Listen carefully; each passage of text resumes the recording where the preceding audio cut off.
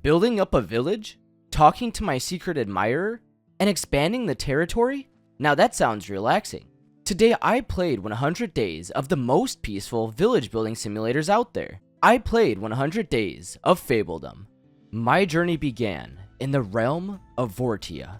I had left my parents, the king and queen of the old lands, to sail here. There were promises of prosperous lands to start a new kingdom on. It wasn't going to be easy though. I'm sure there's going to be a whole bunch of things that I'm going to encounter, both good and bad. All I can hope for though are that things go well. My 4 settlers arrived at a location that was going to be suitable for our village. It took them quite a while to get here, so they needed some time to unwind after all of the traveling. That's when I got acquainted with how I was going to be telling them what to do and when to get things done. One of the peasants, Michael, even said he was excited to see what this village is going to turn into. So our hard work began. I started to construct roads around the wagon that we had brought our supplies in. I was planning on creating a U shape so that way I could use the inside of the U as our town center. The first building I constructed was a laborer's hut. I assigned 2 citizens to work there as we were clearly going to be doing a lot of construction. I then proceeded to finish off my U-shaped roads. Perfect, we now have roads as well as a laborer's hut. Now I just need to start constructing some houses. I ordered the building of the very first house in Vortia. I wanted to make sure that my citizens felt comfortable too, so I gave them a 2x3 yard. That was pretty large, especially if there's going to be only 2 to 3 people in each house. At the exact second that I ordered the construction of the house, the laborers got busy. I also did my part as I planned out where the next house was going to go. I was planning in my head that this was going to be the new residential area. It made sense to keep all of the houses together. I could also build something like a fountain to make the area a lot more desirable too. As the laborers got busy, I started to expand the roads just a little bit. I had then proceeded to watch all of the villagers do their thing. Awesome! The first house had finished construction. Now that's quite the house. In addition to the house finishing, it also looked like the workers had constructed a small greenhouse as well as a beehive. I'd really hate to be these people's neighbors. It looked like 3 people were living in this house. That meant that there was only 1 villager that was currently homeless. This was going to be resolved too in the next couple of days because we were constructing yet another house. Out of the 3 basic necessities, my villagers now had shelter. Now we only need to get food and water. Thankfully enough, we had thought ahead and packed enough materials to construct a well. I just needed to find the best place for it. This looks good. While the well was under construction, I had went over to see the newly constructed house. And that was when the well finished too. The village was really booming. 2 new visitors had come by and asked if they could stay here. Since we had enough housing for them, I said it was perfectly okay and I welcomed the 2 new villagers. They seemed pretty happy. As I was checking out my village from a higher perspective, I had realized that I placed the laborer's hut right in the middle of the main path. This needed to be moved, so I built another laborer's hut right next to it and then planned on destroying that one once it finished. In the meantime, I constructed another house. This way we would be able to expand the village even bigger than just 6 people. Real quick, I noticed that around 90% of you aren't subscribed. Hit that subscribe button now if you enjoy the content. That's taken care of. I could now expand my roads a little bit further. This meant that I could also build some new buildings. Well I guess we still are lacking food. I might as well place down a farm. So that's exactly what I did. I then tried looking at all the different crops that I could build, and oh boy, there were a lot. I decided to first place down some carrots. These were super easy to grow, and you can use them in a lot of dishes. I had then placed down some pumpkins, because who doesn't like pumpkin pie? And finally, a whole bunch of cabbage. I think we're going to be good on food for a while. I had reached my goal of planting at least 30 seeds. After getting my hands dirty with the crops, I noticed that there wasn't any water going to the 3rd house. So unfortunately, I had to build another well. That definitely felt like a waste of resources. I felt pretty adventurous, so I started scouting out the territories nearby. I found these random ruins that I wasn't really sure what they used to be. It looked like some kind of house. I'm gonna want to check those out later. The farm's done! We were now a fully self-sufficient village. We could now produce food, water, and we had shelter. What are we missing? I know, we need some more wood. We were building so many structures, my wood was depleting quickly. So I ordered the construction of a lumber camp. With one of these built, I could now fund the building of my new buildings.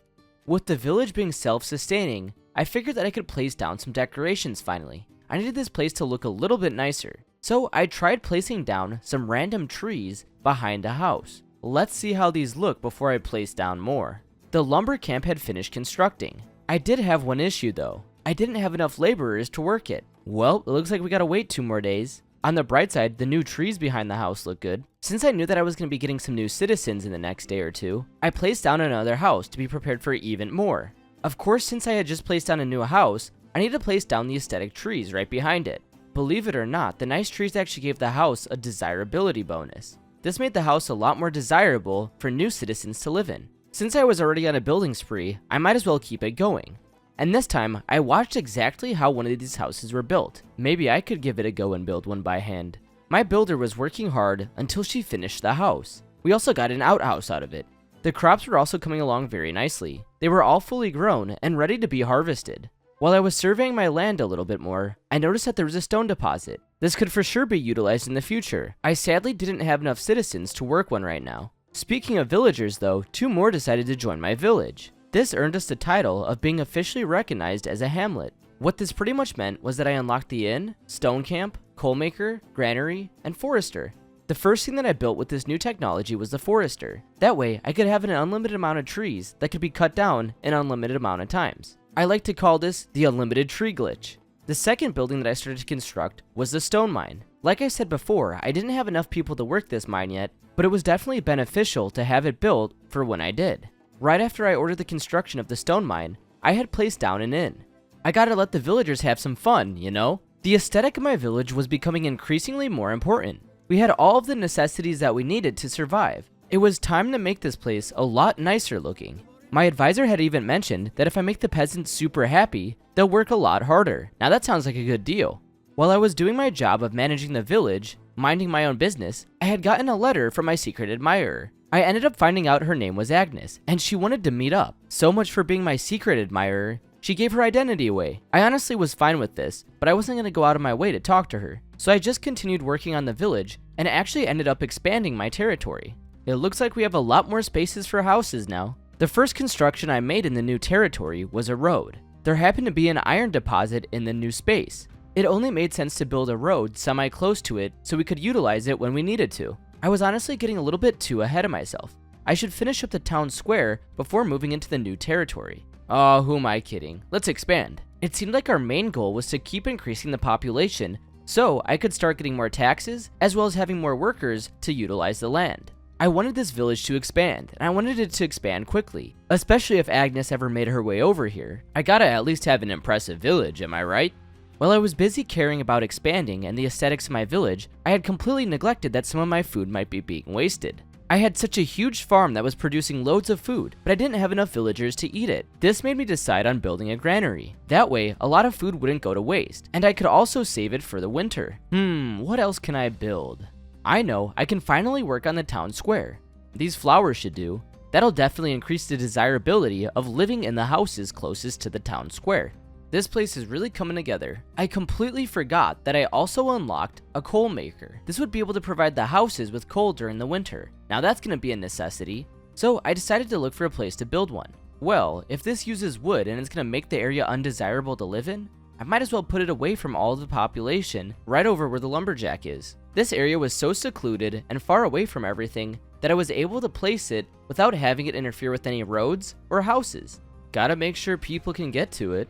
Now you might be wondering, why does it matter if the smoke gets onto the road? Well, if any travelers are coming, that'll be their first perspective of the city. The road's being clouded by smoke. Also, we're gonna expand over there. I don't want my villagers to have to deal with constant smoke in their faces while they're doing their jobs. I really liked how the village was coming together. We were in the middle of improving our town square. There was a residential area, an agricultural area, and even a few resource gathering spots. We were so close to 20 villagers. Hey, speaking about villagers, 2 more just joined the kingdom. This unlocked our settlement to be recognized as a small village, the concept of nobility, a messenger's guild, a sawmill, and wheat.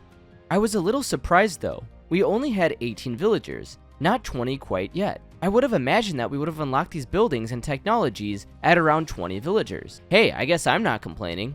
It looked like my nobility reputation was around 30. This meant that I could potentially use these points to sway the villagers to vote on a certain topic or react a certain way.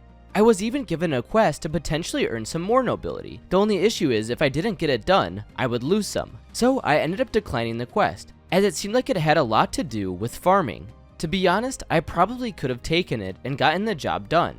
But I wasn't sure, and I didn't want to risk anything, especially with the village growing so fast. It seemed like I always had something to build. Whether it was housing, food related, resource gathering, there was always something. This time, it was a messenger's guild. This building was pretty self-explanatory. I would be able to send messages from it. The only thing is, I really didn't have anyone to send messages to. The only person I could really think of is Agnes. I ended up placing it right in the middle of the town square, and then I was wondering why I did that. So I tried looking for a new location for it. That's when I decided to place it next to the inn. This plot seemed as good as any, but it also ruined the potential of building a nice path directly to the stone quarry. It's kind of ironic. The building that's supposed to send out messages quickly is actually preventing stone from being delivered. The gold pieces in my village were getting scarce. I was spending quite a lot on upkeep, and also I was expanding rather quickly. This now meant that I wasn't going to be able to place down buildings instantly like I was before. I'm going to have to wait some time and set up some blueprints for them. It also didn't help that I was doing things like accidentally ordering the destruction of my well. I had to invest some good wood and stone into building another one. The stone that we were gathering felt like it was taking forever to be delivered, or at least it felt like it was being pumped out slowly. So I tried to solve this issue by building a path directly to the stone quarry, and on the other end of it was a stockpile. This meant that the stone was going to get there a lot more quickly now. At least I hope. Let's go, some new villagers arrived. Right as I accepted the new villagers, I was pretty ecstatic. I had now reached a population of 20. This was pretty awesome. The only thing is, I only had one more bed available in the village, so that meant I was going to have to end up building one of the houses that I laid a blueprint out for. Thankfully enough, I had some resources saved up. If it didn't, it wouldn't be the end of the world, as I had 10 more days until more villagers would arrive. I unfortunately would only be able to grow the population by 1 if that was the case, so it only made sense to prepare in advance for that day. Out of nowhere, it started to rain. This was a little bit weird because it didn't rain all summer or spring. I was anticipating it to rain a lot more in the summer because that's when it usually does. This storm was already going on for around 2-ish days now. The crops are definitely watered enough. I hope it stops soon. Unfortunately, it didn't. Another day had gone by and it was still pouring. My poor builders had to construct a house soaking wet. And look at these stone miners. They're hitting away even in the storm. The citizens of Vortia were the best. They worked hard even in rough conditions. That's why I want to keep expanding the population and make the village even bigger and bigger. I don't know how I didn't realize it, but 2 of my houses weren't receiving enough water. Now you see, that's kind of ironic to say, because it was just raining for the last few days, and we were also near a pretty large body of water. I was starting to realize we also had a huge stone deficit. I needed to build a well, and I was still working on building the Messengers Guild. It hadn't been constructed yet because we didn't have enough stone. At least on the bright side, we get 2 more villagers now to help out building it. I assigned the first one as the second stockpile keeper. It's always at the moments that you least expect it, but right as I was in the middle of admiring my city, I had gotten a message. One of my informants had let me know that there was a greedy financial advisor who was hogging a lot of coins in the village. I ended up using a small amount of my nobility reputation to acquire a good chunk of that gold diplomatically. Who would have guessed? Being a noble is very profitable. This generous donation from the financial advisor was going to help out the village big time. This will definitely cover the cost of most of our big construction projects coming up. It was also the very first day of winter. This was super exciting, but I didn't really have any coal. Thankfully enough, my secret Santa had come in clutch. He gifted around 35 coal to the village. This would definitely be enough to last quite a while. It's kind of funny though, because usually for Christmas you don't want coal. But in this case, we need it. The first day of winter had not even gone by yet, but the whole village was completely covered in snow. Unfortunately, we wouldn't be able to grow any crops during this time. What I had stored away was gonna have to last us until the end of the season. I clearly didn't have any stone tucked away for the winter, especially since the messenger building still wasn't constructed. The well that was supposed to support the 2 new homes with water also wasn't finished. I really need to go over there and start yelling at these stone miners. They're not producing enough goods. It also seemed like there wasn't really too much that we could do during the winter. Everything felt like it was slowing down, and we couldn't even grow any crops. The only thing that seemed to be going on was the transportation of food and goods. Let's hope nobody slips on the trails. I don't think we have village insurance. Actually, wait, it doesn't matter. We don't have a courthouse. I am the law. Despite the constant barrage of snowfall, 2 peasants had arrived at my village and joined our kingdom, becoming villagers. I really have no idea how they got here in all this snow and the frozen rivers, but all I have to say is that I'm glad they came. It'll definitely help out around here having more hands. Weirdly enough, my secret Santa striked again. This time, he delivered me 100 vegetables. I really wonder who it is and why they keep sending goods over. I was definitely exploring the possibility that it might be Agnes, and she was just trying to make the winter a lot easier on the village. I mean, that would make sense. She is a princess after all, and has a lot of power. My messenger outpost had finally received enough stone to fully be constructed. The only issue is, I needed to provide some planks. I didn't even realize that this building needed planks, as it looked like it was just ordinary wood that was required. Well, I guess you gotta do what you gotta do. So I started to look for a place to construct a sawmill. This building is definitely gonna make the area around it be a lot less desirable. The reason being is that it's going to produce a lot of noise while sawing all the logs. I made sure to place it away from all the houses in the industrial area. Before I even realized it, I was running very low on wood. We also had used around half of our coal supply. This is going to be a very challenging winter. I hope we survive. If you want to get more involved in the Vortia community, check out my Discord link down below. There's some incredible lore that links the videos together, as well as a really cool leveling system. Join now.